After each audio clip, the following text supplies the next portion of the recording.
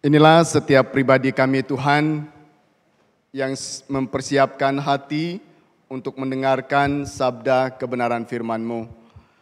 Kami berdoa biarlah Roh-Mu yang kudus akan menuntun setiap pribadi kami, memampukan kami untuk memahami kebenaran-Mu, bahkan dapat menghidupinya di dalam seluruh aspek kehidupan kami. Biarlah Roh-Mu yang menguasai hati kami semua. Berbicaralah kepada kami semua, karena kami sudah siap mendengarkan firman-Mu. Ini doa kami demi nama Yesus kami mohon semuanya ini. Amin. Silakan duduk Bapak Ibu Saudara sekalian. Shalom. Puji Tuhan, senang sekali kembali kita boleh bersekutu bersama-sama di dalam ibadah raya pada kesempatan ini. Pertama-tama saya mengucapkan terima kasih kepada rekan-rekan hamba Tuhan, diaken, dan jemaat yang boleh memberikan kesempatan bagi saya pada hari ini boleh menyampaikan kebenaran firman Tuhan. Kata orang tidak kenal maka tidak disayang. Ya, jadi saya juga pengen disayang, saudara. Ya, jadi nama saya adalah Pendeta Stevenson Yusia, melayani di GKKA Indonesia Jemaat Kendari. Dan tahun ini juga dipercayakan sebagai Sekum Sinode kita. Sudah berkeluarga, anak 1 dan anak umur 16 tahun, kelas 1 SMA. Ya, jadi demikian sedikit info tentang pribadi saya. Ya, salam kenal bagi seluruh jemaat Tuhan yang boleh hadir pada kesempatan ini. Bapak Ibu Saudara yang dikasihi dalam Yesus Kristus, sebuah seri kebenaran firman Tuhan yang boleh kita belajar bersama, di mana pada minggu ini kita belajar bersama-sama dari Yesus Kristus yang adalah Tuhan dan Juru Selamat pribadi kita. Merindukan setiap pribadi kita berintegritas seperti Kristus. Dua bagian firman Tuhan pagi hari ini kita baca bersama-sama. Ya, yang pertama dari Matius 22 ayat yang ke-16, nanti yang kedua dari Matius 5 ayat yang ke-37.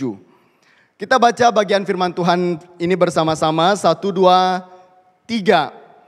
Mereka menyuruh murid-murid mereka bersama orang-orang Herodian, bertanya kepadanya, "Guru, kami tahu bahwa engkau adalah seorang yang jujur dan dengan jujur mengajar jalan Allah, dan engkau tidak takut kepada siapapun juga, sebab engkau tidak mencari muka." Yang kedua,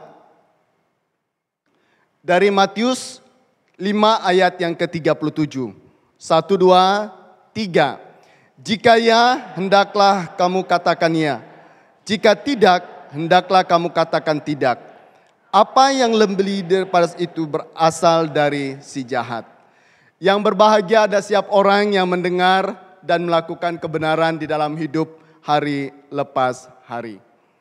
Jemaat yang dikasihi dalam Yesus Kristus, sebagai murid Kristus, kita perlu menyadari bahwa di tengah kehidupan dan perkembangan zaman ini, sebagai murid Kristus, kita dituntut hidup berintegritas, sebuah karakter Kristus yang harus kita akui.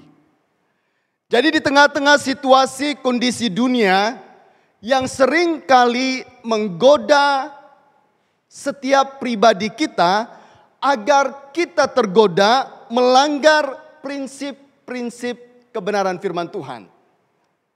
Yang menggoda kita sehingga kita tidak lagi berkata jujur dan tidak memiliki integritas. Jadi saudara yang dikasihi Kristus, harus kita sadari bahwa dunia ini haus, rindu, ingin mengenal siapa pribadi Kristus.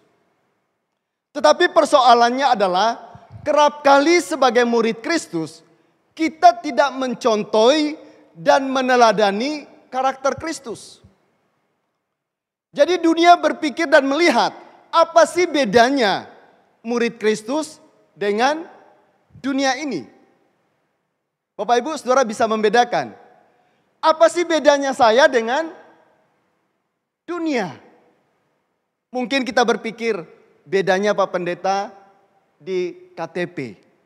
Ya, di KTP kalau lihat agama saya agama Kristen. Dia bukan agama Kristen. Saudara, bukan perbedaan itu yang harus nyata dalam kehidupan kita. Tetapi dunia mengharapkan dan merindukan memang ada perbedaan antara dunia dengan orang percaya. Kita melihat sebagai gereja Tuhan, kita dipanggil daripada kegelapan kepada terangnya yang ajaib. Dari dosa kita dipindahkan kepada kebenaran. Artinya ada pembaharuan, ada perubahan nyata atas kehidupan engkau dan saya. Maka saudara, di tengah-tengah kehidupan kita, dunia yang begitu berkembang, kejahatan begitu berkembang, situasi kondisi begitu berkembang, menuntut setiap pribadi kita hidup berintegritas seperti Kristus. Sebagaimana dalam pembacaan kita yang baru kita baca di ayat yang kedua, Matius 22 ayat 16, dikatakan demikian, Guru, kami tahu bahwa engkau adalah orang jujur dan mengajar jalan Allah dengan benar dan tidak menghiraukan siapapun, sebab engkau tidak memandang muka manusia. Dari ayat ini saudara sangat jelas memberitahukan kepada kita bahwa Kristus adalah satu-satunya teladan yang sempurna, yang layak kita teladani karena dia memiliki integritas hidup. Kalau Bapak Ibu Saudara bersandar ataupun melihat hamba Tuhan, melihat pendeta, melihat diaken, saya percaya cepat atau lambat kita pasti kecewa. Kalau kita mau menempatkan hamba Tuhan sebagai teladan hidup kita, bukan berarti nggak boleh saudara, boleh. Tetapi kalau kita menempatkan dia sebagai teladan yang sempurna bagi kita, saya katakan cepat atau lambat kita pasti kecewa. Mengapa? Pendeta juga manusia. Ya. Hamba Tuhan juga manusia. Diaken juga manusia. Maka kebenaran firman Tuhan yang kita pelajari saudara, mengarahkan pandangan kita bahwa kita berfokus kepada Kristus. Dialah teladan hidup yang sempurna. Bahkan juga saudara di ayat Matius 5 ayat yang ke-37. Jika ya, hendaklah kamu katakan ya. Jika tidak, hendaklah kamu katakan tidak. Apa yang lebih daripada itu berasal dari si jahat. Jadi bagian ini menegaskan kepada kita betapa pentingnya sebagai murid Kristus kita berpegang teguh kepada kebenaran dalam segala aspek kehidupan kita. Di dalam seluruh kelakuan kita tanpa ada kompromi dalam hidup ini.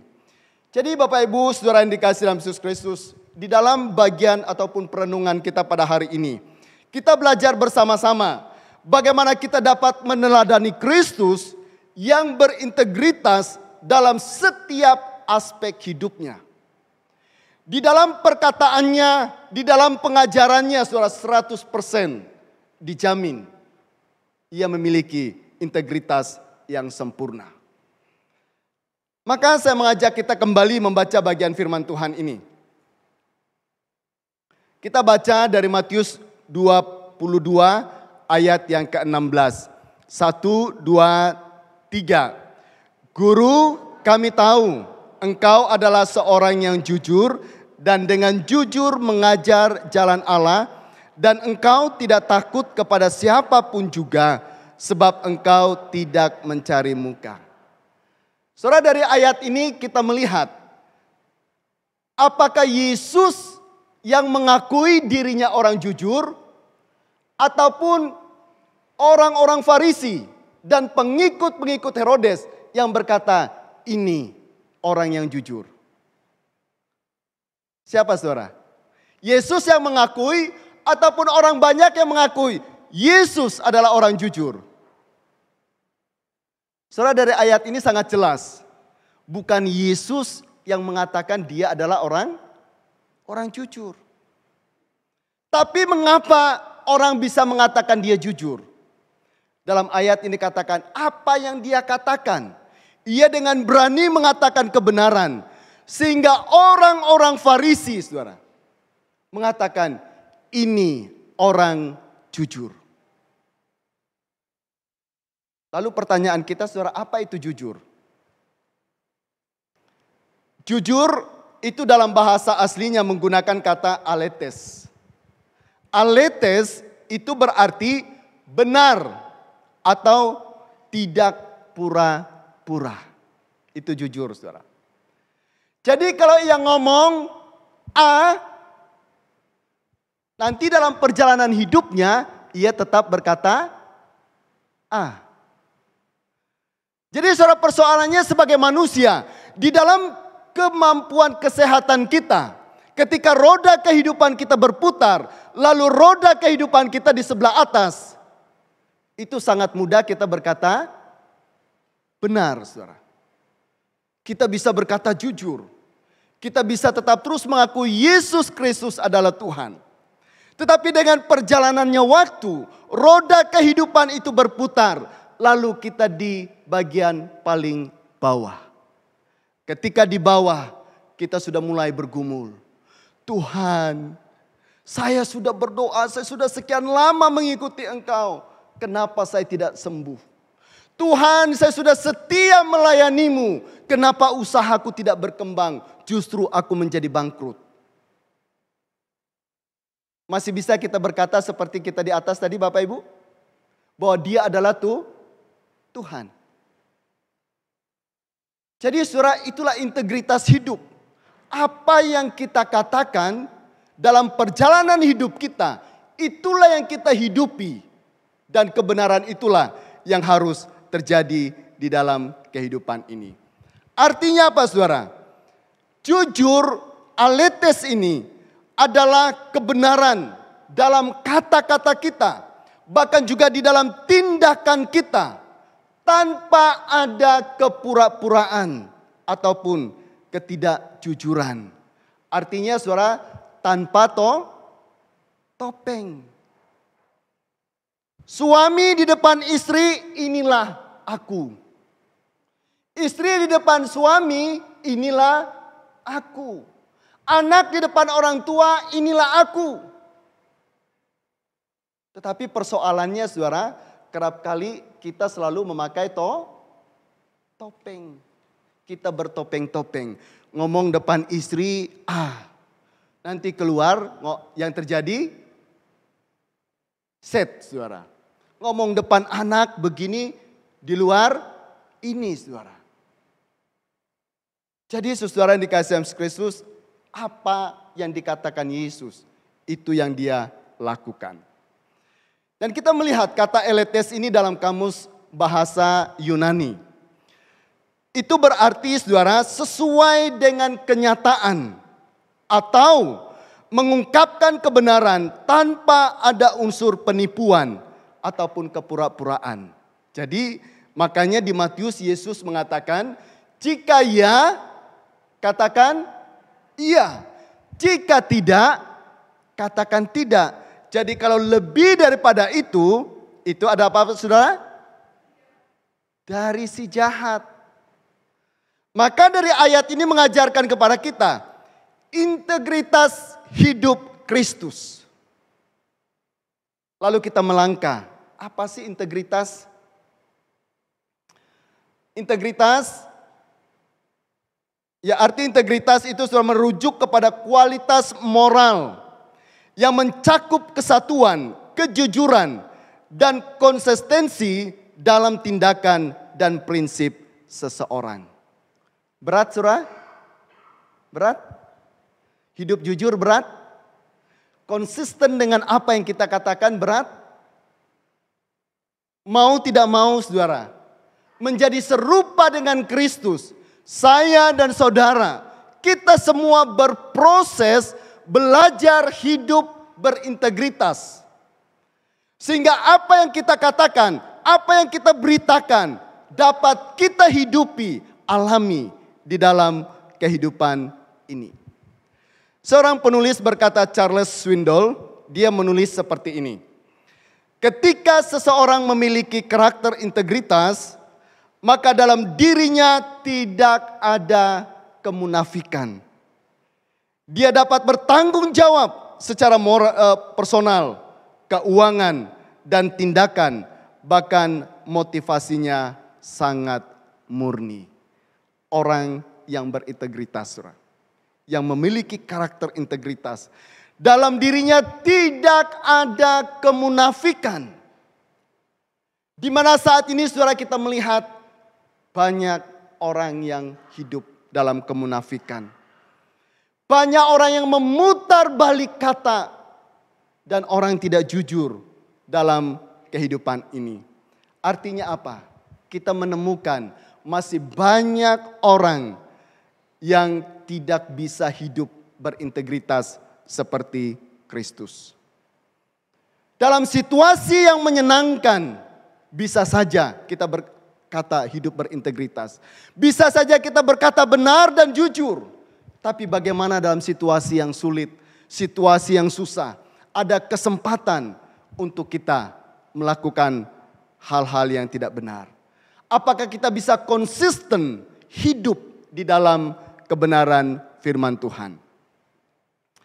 Jemaat yang dikasihi dalam Kristus tentu masih segar dalam ingatan kita.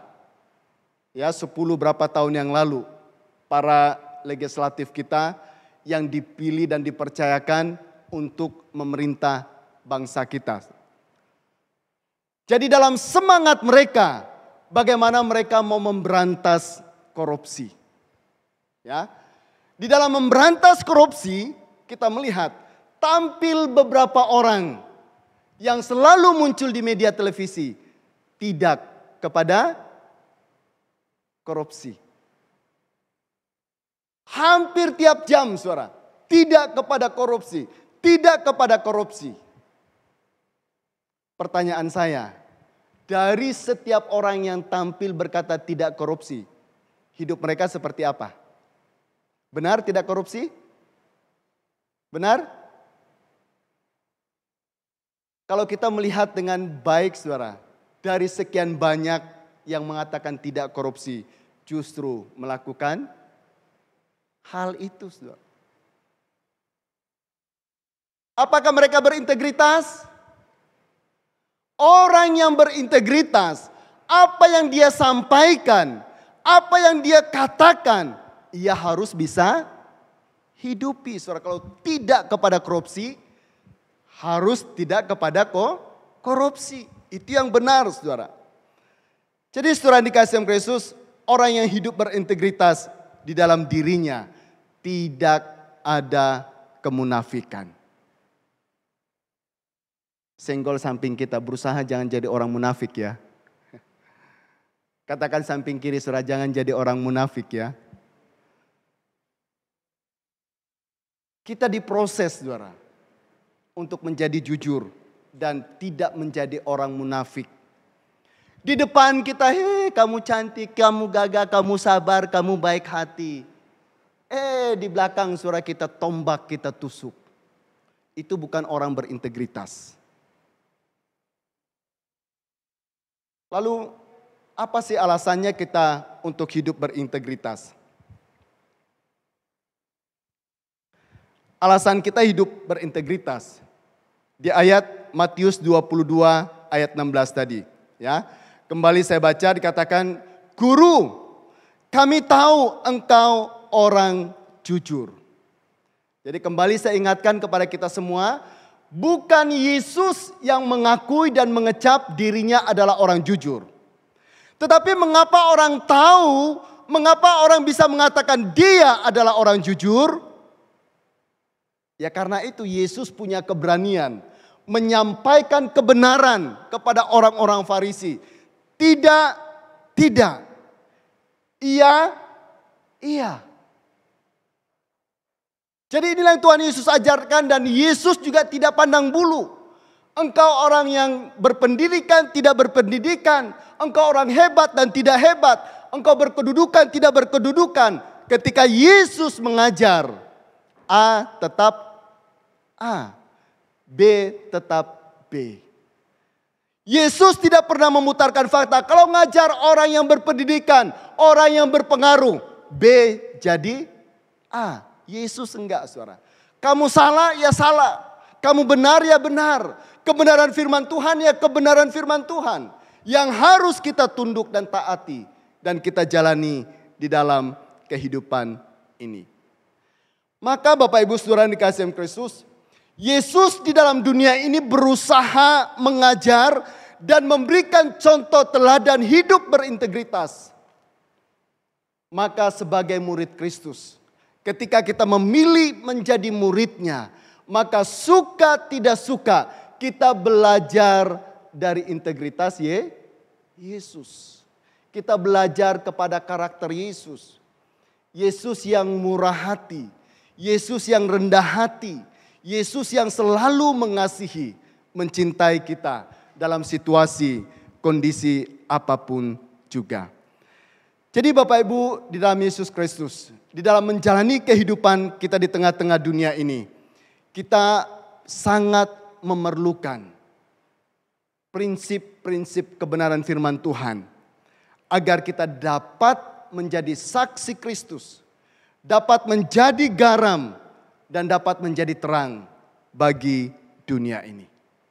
Karena tanpa memiliki karakter Yesus, kita tidak bisa menjadi misi Allah. Kita tidak bisa menjadi saksi Kristus, karena dunia tidak bisa membedakan antara saya dan saudara. Orang Kristen dengan tidak Kristen sama saja. Jadi maka kita harus berbeda, saudara. Perbedaannya apa? Cara hidup, perkataan, dan perilaku kita. Lalu yang kedua di dalam Matius 5 ayat yang ke-37 berkata demikian. Jika iya, hendaklah kamu katakan iya. Jika tidak, hendaklah kamu katakan tidak. Apa yang lebih daripada itu berasal dari si jahat. Jadi saudara, Yesus mau menanamkan di dalam kehidupan kita itu cara ataupun sebuah hidup yang dengan penuh kejujuran. Kalau kita memiliki kejujuran, saudara, itu adalah modal utama dalam kita menjalani kehidupan ini. Tetapi kalau kita tidak memiliki kejujuran, itulah pintu kehancuran bagi setiap orang yang tidak jujur. Oleh sebab itu saudara yang dikasihi Kristus, marilah kita jujur di dalam perkataan kita, di dalam tingkah laku kita, di dalam seluruh aspek kita tanpa memutar balik fakta. Ketika kita mau menikmati kehidupan keluarga yang harmonis, suami, istri harus saling jujur satu sama yang lain. Amin, saudara. Suami harus jujur kepada istri. Istri harus jujur kepada suami. Orang tua harus jujur kepada anak. Anak harus jujur kepada orang tua. Saudara, kalau tidak ada kejujuran dan hilang kepercayaan, jangan harap kita menikmati keluarga yang harmonis. Amin, saudara. Saya pertama kali waktu mau menikah, saudara. Jadi ada jemaat kami yang sangat peduli. Dia mau membantu saya, ya. Dia membantu saya, mempersiapkan saya untuk masuk di dalam kehidupan pernikahan. Karena bagi anak muda yang mau menikah, dalam pikiran mereka menikah itu pasti apa? Bahagia. Kenapa mereka berpikir menikah itu pasti bahagia? Karena mereka diperlakukan luar biasa, saudara. Kalau pacaran, ya, si pria itu kalau naik mobil, prianya bela-bela pergi buka pintu, saudara. Pak, buka pintu. Ayo yang masuk. Wah, sayangnya masuk, duduk, tutupkan pintu. Duk. Baru starter jalan. Wah, istrinya. Senangnya saya. Kok besok sibuk ya? Kokonya pikir-pikir, ya kenapa? Besok saya mau ke salon, boleh antar saya? Oh boleh, boleh. Salonnya di mana? Saudara antar, saudara. Kok bisa tunggu? Tunggu 1-2 jam, saudara ditunggu. Maka dia pikir, wah ini calon suami yang baik, yang memberikan kebahagiaan bagi saya. Kalau Anda berpikir seperti itu jangan harap, saudara. Karena begitu menikah, semuanya itu hilang. Begitu sudah menikah, naik mobil, si istrinya tunggu suaminya buka mobil. Mi cepat. Tunggu dibukakan pintu, suami enggak buka pintu. Masuk mukanya cemberut. Suaminya bingung, kenapa? Apa salahku? Nanti ke salon, Pak besok sibuk. Enggak, antar saya ke salon ya. Oh iya saya ada ini, jadi banyak alasan saudara. Enggak antar ke salon. Waktu pacaran, dia wah, lautku seberangi, gunungku daki. Begitu menikah, gerimis pun pergi sendiri. Akhirnya apa saudara? Marah, kecewa. Wanita, dia selalu melihat apa yang dulu. Dulu kamu inikan saya, kamu beginikan saya. Sementara suami, dia di depan saudara. Nah karena tidak ada kejujuran, keterbukaan antara satu sama yang lain, persoalan ini larut terjadi. Akhirnya apa? Saudara dewasa ini sangat menyedihkan. Justru tingkat perceraian yang tertinggi adalah di kantong-kantong Kristen. Kenapa bisa? Yaitu tidak ada kejujuran. Kalau kita jujur saudara, apapun persoalannya, apapun masalahnya, pasti kita lewati dengan tenang. Orang main selancar butuh apa? Butuh ombak dan badai kencang. Semakin kencang ombak, semakin kencang badai. Si selancar itu saling menikmati. So, ciuk. Demikian juga dengan keluarga kita.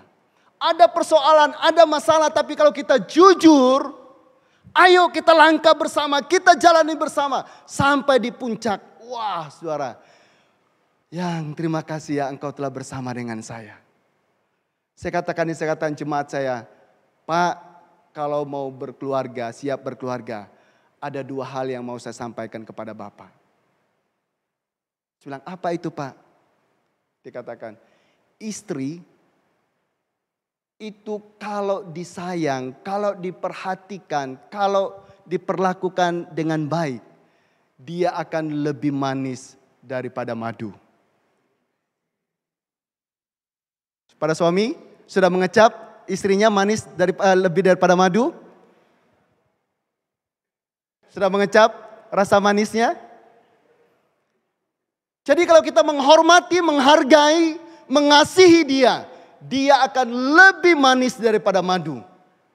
Lalu dia katakan, Pak yang kedua,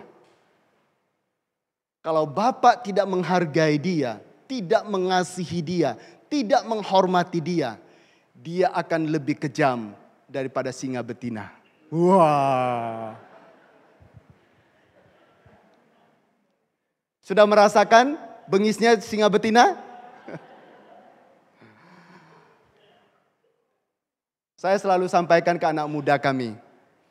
Kalau kamu mau menikmati suasana sorgawi, cepatlah menikah. Menikmati suasana sorgawi, damai, sukacita, ketenangan, cepat-cepat menikah. Ya jadi yang masih belum menikah, berpikir ya cepat menikah. Tapi jangan sampai situ saudara. Kalau kamu mau menikmati suasana neraka, menikahlah. Jadi kalau tidak ada kejujuran, keterbukaan antara satu sama yang lain, bukan suasana surga yang dinikmati, tetapi suasana neraka. Sampai nenek moyang yang ke-7 disebut tuh, kambing, sapi, amuk, anak kambing, ya kamu kan bapak kambing. Jadi saudara jujur. terhadap pasangan kita. Dalam kehidupan bergereja, gereja bisa bertumbuh dan berkembang menjadi berkat bagi dunia ini. Kalau ada kejujuran, ada keterbukaan, hidup berintegritas. Sehingga gereja dapat memberi pengaruh yang positif bagi lingkungan yang ada. Jadi jemaat Tuhan yang dikasihi oleh Yesus, dari ayat-ayat ini menuntut setiap pribadi kita untuk hidup berintegritas seperti Kristus. Hidup dengan jujur di dalam perkataan kita, perbuatan kita. Bahkan kita tunjukkan sikap integritas yang benar di dalam seluruh area aspek kehidupan kita. Baik dalam suka maupun duka, hal yang menyenangkan maupun menyedihkan. Ada orang dan tidak ada orang, tetap berintegritas. Saudara, seorang anak muda yang hidup di kota yang begitu luar biasa, kota metropolitan, kesibukan yang begitu luar biasa, semuanya bergerak cepat. Seorang wanita bernama Grace, dia bekerja di dalam sebuah perusahaan yang luar biasa. Nah, ketika dalam pekerjaannya, saudara, tempat dia bekerja itu mendapat sebuah proyek bisnis yang besar. Dan dalam proyek bisnis yang besar itu, saudara, ada tawaran yang diberikan kepada Grace. Grace, kalau kamu mendapat proyek ini, anggarannya sekian, harganya sekian. Tapi kalau kamu mau bekerja sama dengan kami, harganya bisa lebih besar. Dan kamu akan mendapat untung yang lebih besar. Kalau saya dan Bapak Ibu di sisinya Grace gimana? Tidak ada hamba Tuhan, tidak ada diaken di sana, tidak ada teman yang satu gereja, hanya saudara yang di perusahaan itu dikatakan, Grace, kalau kamu mau kerjasama dengan kami, kamu akan mendapat yang jauh lebih besar. Kalau Bapak Ibu yang di posisi Grace gimana? Bergumul atau tidak? Iya. Saudara, ada kesempatan, ada peluang. Tetapi Grace tetap menunjukkan integritasnya sebagai anak Tuhan. Dia katakan, saya tidak siap menerima tawaran itu. Saya mau tetap bekerja sesuai anggaran ataupun kebenaran yang ada. Saudara melihat Grace berkata demikian, teman-temannya melihat, waduh, bodoh enggak ambil kesempatan ini. Ini peluang, kesempatan yang besar untuk membuat kamu berubah menjadi orang hebat dan orang kaya. Dan kamu akan mendapat kedudukan. Tapi saudara, bukan itu yang Grace harapkan. Tapi dia mau menunjukkan integritasnya sebagai anak Tuhan.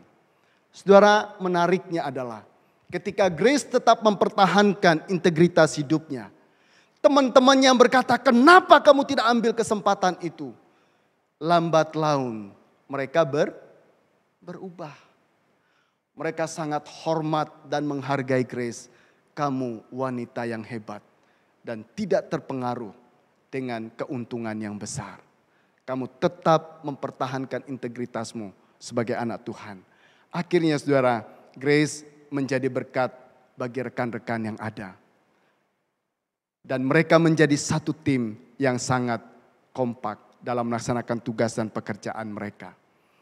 Jadi saudara, tentu apa yang dialami Grace sangat relevan bagi kita. Di dalam menjalani kehidupan kita saat ini, baik sebagai seorang pelajar, sebagai seorang mahasiswa, sebagai seorang pengusaha. Apapun saudara, milikilah integritas. Karena begitu banyak peluang untuk kita melakukan hal-hal yang tidak benar. Tapi bukan itu yang harus kita lakukan. Maka saudara yang dikasihi Yesus Kristus, sebagai refleksi bagi kita semua. Kita baca bersama-sama. 1, 2, 3. Kita dipanggil untuk hidup dengan jujur. Dalam segala aspek kehidupan kita. Baik dalam pekerjaan, keluarga, gereja, dan masyarakat. Jujur ya.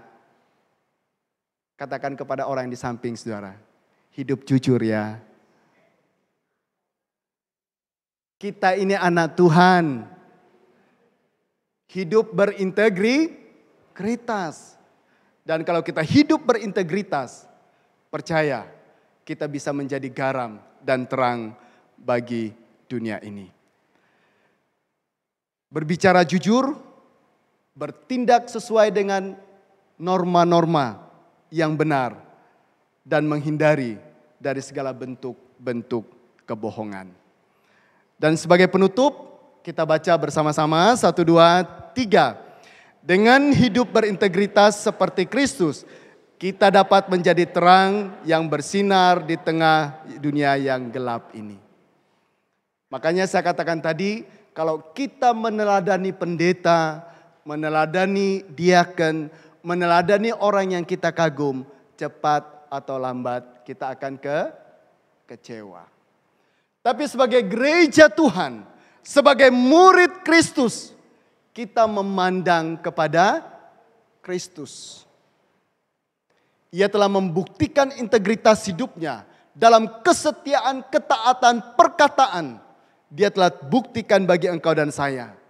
Maka kalau kita meneladani Kristus, kita dapat menjadi misi Allah di dunia ini. Menjadi garam yang dapat menggarami dunia ini. Menjadi terang yang dapat menerangi dunia.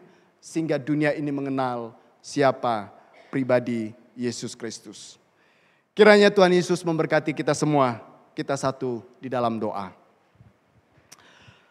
Kami bersyukur kepadamu Tuhan, kebenaran firman-Mu sudah diberitakan bagi kami.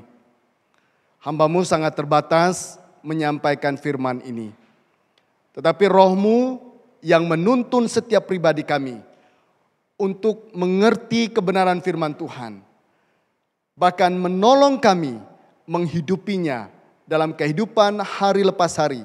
Selagi Tuhan boleh percayakan kepada kami. Boleh memiliki integritas yang baik.